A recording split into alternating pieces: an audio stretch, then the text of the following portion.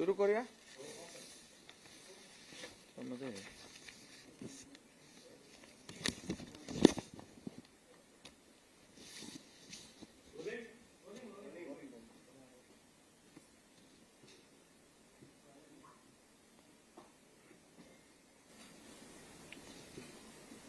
सर्व पत्रकार मित्रांचं मी आजच्या पत्रकार परिषदेमध्ये स्वागत करतो. याची गरज नाही ना.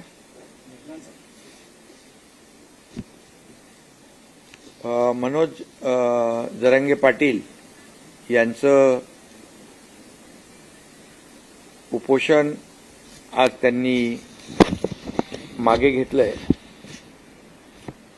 त्याबद्दल मी मनोज जरांगे पाटील यांचं मनापासून आभार मानतो त्यांचे, आणि त्यांच्या सहकाऱ्यांचे देखील आभार मानतो. आणि सकल मराठा समाजाने शासनाच्या आव्हानाला, विनंतीला मान देऊन हे जे आंदोलन होतं, उपोषण मागे घेतल्याबद्दल मराठा समाजाला देखील मनापासून मी धन्यवाद देतो. यामध्ये जे मुद्दे मनोज जरांगे पाटील यांनी आमच्या शासनाच्या शिष्टमंडळासमोर मांडले, खरं म्हणजे मी शिष्टमंडळातले माजी न्यायमूर्ती मारुतराव गायकवाड साहेब आणि न्यायमूर्ती सुनील सुकरे साहेब यांचं देखील मनापासून अभिनंदन करतो. त्याचबरोबर त्यांच्याबरोबर ॲडव्होकेट हिमांशू सचदेव आणि इतर कायदे तज्ज्ञ या शिष्टमंडळात होते. आणि त्याचबरोबर आमचे मंत्रिमंडळातील सहकारी संदीपान भुमरे, उदय सामंत, धनंजय मुंडे, अतुल सावे, बच्चू कडू, नारायण कुचे यांनी देखील मनोज जरांगे पाटील यांच्याशी चर्चा केली. आम्ही परवाच्या दिवशी मी स्वतः मनोज जरांगे पाटील यांच्याशी फोनवरून चर्चा केली होती. त्यांचे काही मुद्दे होते, त्या बाबतीमध्ये मी देखील त्यांच्याशी बोललो आणि त्यांनी एवढंच सांगितलं की सरकार टिकणारं, कायद्याच्या चौकटीत बसणारं आरक्षण देण्यास कटिबद्ध आहे. आणि ज्या कुणबी दाखले जे आपण मराठवाड्यात देतोय, कुणबी नोंदी ज्या सापडत आहेत, जो आपला 1967चा निर्णय आहे, 2004चा GR देखील आहे, की ज्या जुन्या नोंदी आहेत कुणबी, त्यांना आपण कुणबी दाखला देणं, यावर देखील खूप मोठं यश जस्टिस शिंदे कमिटीला मिळालं असं मी त्यांना म्हणालो. जवळपास 13,500 14,000 अशा प्रकारच्या नोंदी आणि दाखले ज्या नोंदी सापडल्यात, ती एक मोठी अचिव्हमेंट आहे. आणि त्यासाठी जस्टिस शिंदे कमिटीने देखील दिवस रात्र काम केलंय. आणि म्हणून ज्यांनी जेव्हा त्यांना आणखी यामध्ये कुणबी नोंदी सापडणार आहेत असं जे काही खात्री पटल्यानंतर त्यांनी मुदत मागितली. हेही मी मनोज जरांगे पाटील यांच्याशी बोललो आणि मी त्यांना हेही सांगितलं की उद्या आपण जे काही निर्णय घेणार आहोत तो टिकणारा पाहिजे, तो कुठे चॅलेंज होऊ नये. यामध्ये शेवटी तुमची देखील जी काही लीडरशिप आहे, तुमचं जे देखील एक आंदोलनाचा तुम्ही नेतृत्व केलेलं आहे, ते देखील म्हणजे आणि सरकार म्हणून मुख्यमंत्री आणि माझे सर्व सहकारी यांच्याबद्दल देखील समाजामध्ये कुठलाही संभ्रम किंवा कुठलाही किंतु परंतु निर्माण होऊ नये अशा प्रकारचं काम आपण केलं पाहिजे. ही चर्चा झाल्यानंतर काल आमचे सहकारी बच्चू कडू त्या ठिकाणी गेले होते. ते माझ्या संपर्कात होते आणि मी आणि आपले उपमुख्यमंत्री देवेंद्रजी, दुसरे आपले उपमुख्यमंत्री अजितदादा, आम्ही सगळ्यांनी ठरवलं की सरकार शेवटी चर्चेतून आणि संवादातून हा प्रश्न, कुठलाही प्रश्न हा सुटू शकतो आणि चर्चा करण्याची जेव्हा दोन्ही बाजूची तयारी असते त्यावेळेस चर्चेतून मार्ग निघतो. आणि म्हणून सरकारने देखील ठरवलं आणि त्याप्रमाणे कायदे तज्ज्ञ देखील गेले, आणि आमचे मंत्री देखील गेले. मला वाटतं ही इतिहासातली पहिली घटना असेल की कायदे तज्ज्ञ एका उपोषणस्थळी आंदोलकांशी बोलण्यासाठी जातात. कारण गायकवाड साहेबांनी जे पहिलं आरक्षण त्यांच्याच अहवालावर आपण दिलं होतं, त्यामुळे गायकवाड साहेबांना पूर्ण याची खडानखडा माहिती होती. आणि त्यामुळे मला वाटतं आज हे सर्व चर्चा झाल्यानंतर मनोज जरांगे पाटील यांना देखील जे जस्टिस शिंदे यांनी काम केलेलं, त्यांच्या कमिटीने काम केलेलं, याच्यावर विश्वास आणि त्यांनाही खात्री पटली की खऱ्या अर्थाने सरकार अतिशय गांभीर्याने, प्रामाणिकपणे काम करते आहे. आणि म्हणून त्यांनी जे काय मुद्दे उपस्थित केलेले आहेत त्यामध्ये मनुष्यबळ वाढवणं, ते जस्टिस शिंदे कमिटी अधिक सक्षम करणं, त्यांना प्रत्येक जिल्ह्यामध्ये मनुष्यबळ वाढवून देणं, कुठेही त्यांना जी काही यंत्रणा आहे ही सर्व यंत्रणा जी वाढवून देणं, या बाबतीमध्ये त्यांचा मुद्दा अतिशय रास्त आहे. आणि त्यानुसार ज्या ज्या ठिकाणी राज्यामध्ये ज्या कुणबी नोंदी आहेत या तपासल्या जातील आणि त्यावर त्यांना कुणबी दाखले देण्याचा जो जी.आर. सरकारचा आहे त्याची अंमलबजावणी पूर्णपणे केली जाईल. शेवटी सरकार म्हणून आपण कुठलाही निर्णय असा घाई गडबडीमध्ये घेऊ शकत नाही. त्याला कायदेशीर आव्हान निर्माण होतील, ते कायदेशीर ह्याच्यावर टिकणार नाहीत. आणि मग सरकार म्हणून आम्ही कुणाची, मराठा समाजाची किंबहुना इतरही समाजाची कुणाची फसवणूक, फसवणूक करू शकत नाही, करणार नाही. आणि सरकार वेळकाढूपणा देखील करणार नाही.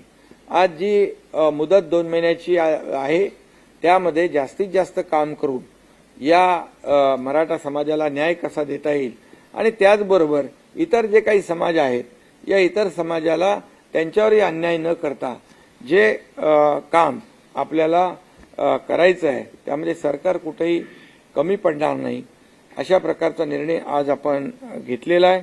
आणि मला वाटतं बाकी तर सगळे मुद्दे आपली तिकडे टीम तिकडे होतीच आणि जे जे काही चर्चा आमचे लोक करत होते आणि मनोज जरांगे पाटील मुद्दे उपस्थित करत होते हे आपल्याला देखील सर्व माहीत आहेत.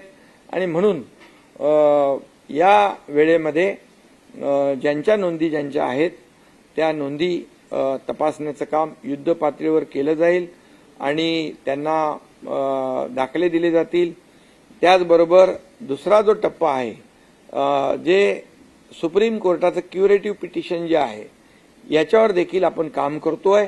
आणि सुदैवाने मागच्या निर्णयामध्ये मागे जेव्हा सुप्रीम कोर्टाने मराठा समाजाला आरक्षण देता येणार नाही असा निर्णय घेतला त्यामध्ये देखील काही ज्या त्रुटी आहेत, काही त्याच्यामध्ये कोर्टाची निरीक्षणं आहेत आणि ती देखील पूर्णपणे आपली जी 3 निवृत्त न्यायाधीशांची कमिटी आहे, जस्टिस भोसले, जस्टिस गायकवाड आणि जस्टिस शिंदे यांची कमिटी जी आहे ती काम करते आहे. आणि त्याच्यामधले ते जे काही त्रुट्या आहेत त्या सुप्रीम कोर्टाने आता जो काही एक विंडो ओपन केलेला आहे ड्यू प्रोसेसमध्ये, ते आमचं म्हणणं, सुव्यवस्था बिघडली, ज्या ठिकाणी जाळपोळ झाली, लोकप्रतिनिधींच्या घरावर हल्ले होऊ लागले, अशा परिस्थितीमध्ये कायदा अबाधित राखणे, सुव्यवस्था राखणे हे पोलिसांचं काम आहे. आणि आता सध्या परिस्थितीमध्ये सगळीकडे शांतता आहे. ज्या ज्या ठिकाणी आवश्यक आहे त्या त्या ठिकाणी आवश्यक बाबींचा जो काही हे करणे, अंमलबजावणी करणे, त्याप्रमाणे पोलिसांनी काम केलेलं आहे. मला वाटतं आता आजच्या उपोषण मागे घेतल्यानंतर मला वाटत नाही की कुठेही कायदा सुव्यवस्था धोक्यात येईल.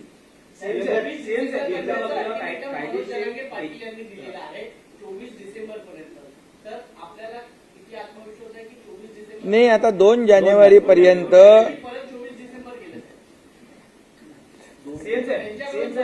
2 जानेवारीपर्यंत 2 महिन्याचा वेळ मिळालेला आहे आणि त्या 2 महिन्यामध्ये बरंचसं काम म्हणजे जे आहे, जे ठरवून दिलेलं आहे ते काम नक्की होईल आणि त्यासाठी जे जे काही यंत्रणा आवश्यक आहे त्या सर्व यंत्रणा सरकार लावेल.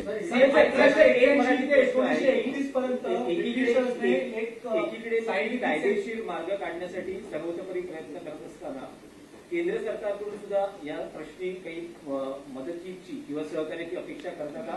स्वतः पंतप्रधानांना काही आवाहन केलं जाणार आहे? हा राज्यातला विषय आहे आणि या राज्यातला विषय हा दाखले देण्याचा हा विषय राज्याचा आहे आणि सुप्रीम कोर्टामध्ये जे क्युरेटिव्ह पिटिशन आहे त्यावर देखील सरकार आणि हा राज्याचा अधिकार आहे.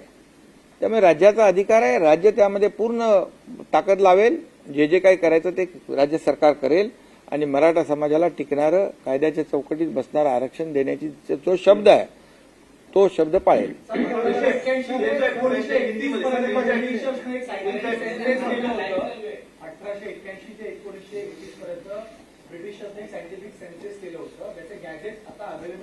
आता ह्याच्यामध्ये जस्टिस शिंदे काम करते, त्यांनी त्याचं काम दाखवलंय. 13,500 दाखले कुणबी नोंदी मिळालेल्या आहेत, त्यामुळे त्यांना विश्वास आहे. आणखी याची व्याप्ती आपण वाढवलेली आहे. त्यामुळे मला वाटतं त्यांच्या समितीच्या अंतर्गत याच्यावर आपण न बोललेलं ठीक आहे. हा, हिंदी बोला.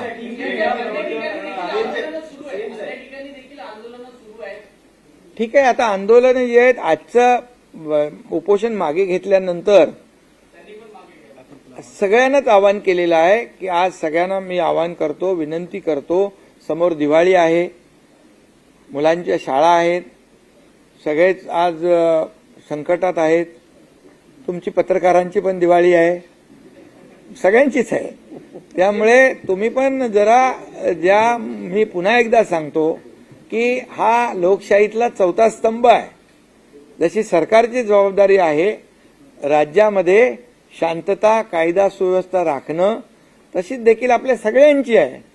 त्यामुळे मला वाटतं आपल्या सगळ्यांचं सहकार्य एक सकारात्मक बाबीतून आपण पुढे गेलो तर नक्की आणि चर्चेतून मार्ग निघतो. यासाठी सरकारने चर्चा सुरू केली.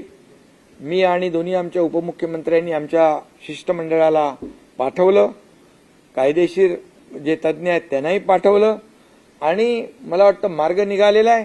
तुम्ही देखील याकडे सकारात्मक दृष्टीने बघा तर बरं होईल.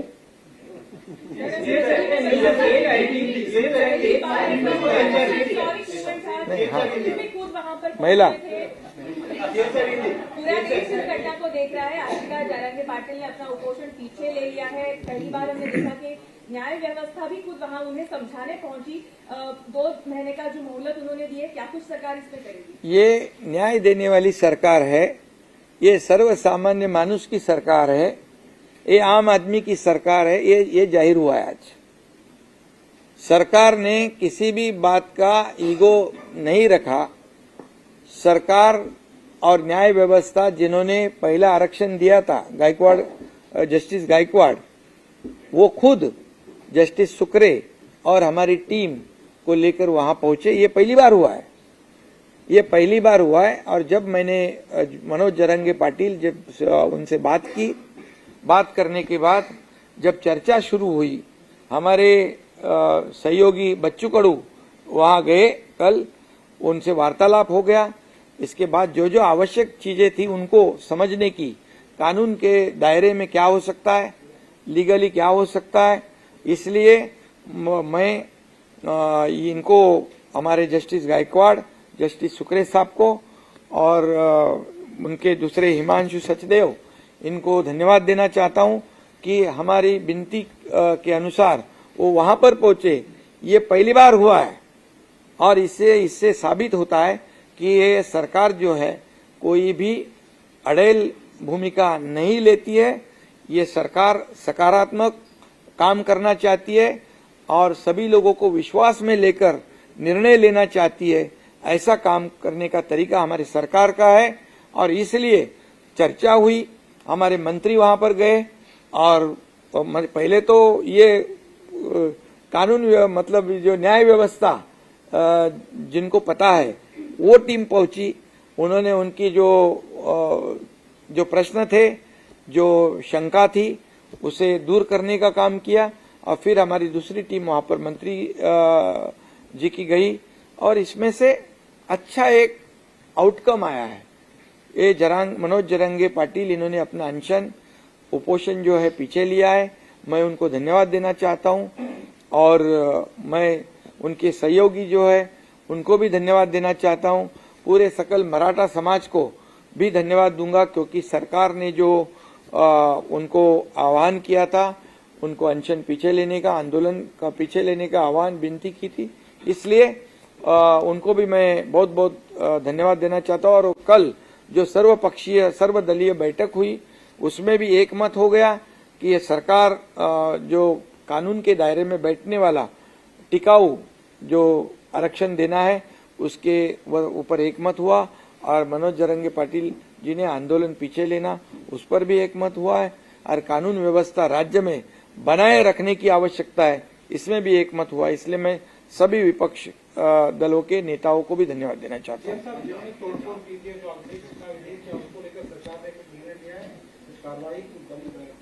जो आंदोलन लोकशाही के माध्यम से होता है, जो पहले आंदोलनकारियों ने जो उनके ऊपर गुने दाखिल हुए थे, पुलिस वो काम कर रही है जो लोकशाही के माध्यम से जैसे उपोषण है, मोर्चा है, उस पर जैसे कानूनी कार्रवाई पीछे लेती है वैसे लेंगे। बिल्कुल, धन्यवाद।